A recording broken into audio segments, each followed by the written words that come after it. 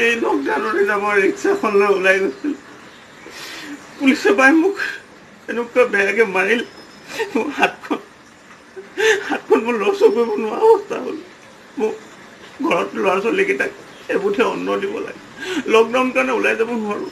ৰিক্সাখন লৈ ওলাই গৈছিলোঁ, পুলিচে ইমান বেয়াকৈ পিটিলে, ইমান বেয়াকৈ পিটিলে। তেওঁলোকে মোক এবাৰ সুধিব লাগিছিলে মই ৰিক্সাখন কিয় উলিয়াই আনিছোঁ। ঘৰত মানুহজনী গা ভাল নাই, উপায় নাই, আমি দুখীয়া মানুহ এনেকেই চলিব লাগিব। ৰিক্সাখন লৈ ওলাই যোৱাৰ লগে লগে ইমান বেয়াকৈ পিটিলে।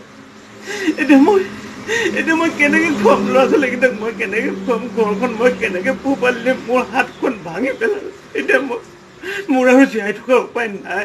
মই কি কৰি খুৱাম? মই বিকলাংগ হৈ গ'লো। মোৰ হাতখন ভাঙি পেলালে, মই ৰিক্সা চলাব নোৱাৰোঁ। এতিয়া ল'ৰা ছোৱালীকেইটাক মই কেনেকৈ খুৱাম, মোৰ ঘৰখন মই কেনেকৈ কৰিম? মোৰ আৰু জীয়াই থকাৰ উপায় নাই। মই এতিয়া ৰেলৰ আগত পৰি মৰা মানে মৰোঁ।